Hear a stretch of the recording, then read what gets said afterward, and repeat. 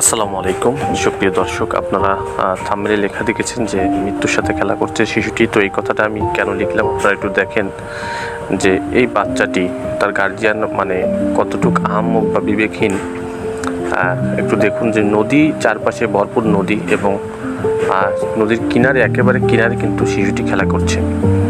তো আমি হঠাৎ নদীর পাড়ে হাঁটতে এসে এই বিষয়টি দেখতে পেয়ে আমি শিশুটিকে দাবড় দিয়ে উঠায় দিই এবং তাদের গার্জিয়ানকে ডেকে তাদের হাতে তুলে দিই। তো আপনারা একটু দেখুন, নদীর আশপাশে কিন্তু কেউ নেই, শুধুমাত্র শিশুটি একা খেলা করছে। তো এখানে আবার কুকুরও রয়েছে, অর্থাৎ মানে শিশুটি কিন্তু চতুর্দিকে বিপদ। মানে কুকুর বর্তমান সময়ে খুবই হিংস্র প্রাণী, এরা কিন্তু বড় মানুষদের পর্যন্ত আক্রমণ করতেছে। তো এই শিশুটির সামনে নদী, পিছনে কুকুর, আল্লাহ না করুক কোনো রকম পা পিছলে নদীতে পড়ে গেলে কিন্তু মৃত্যু ছাড়া কোনো উপায় নেই, কারণ এতটুকু বাচ্চা, সে কিন্তু সাঁতার পারে না, আর নদীর পাড় সবসময় ভিজে কাদা থাকে।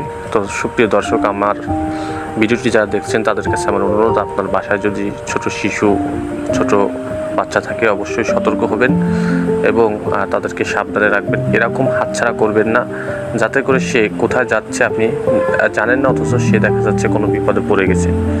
দর্শকবৃন্দ, ভিডিওটি সচেতনতার উদ্দেশ্যে, জনসচেতনতার উদ্দেশ্যে আপনারা ভিডিওটি শেয়ার করবেন এবং লাইক এবং আপনার কমেন্ট করে আপনার মন্তব্য জানাবেন।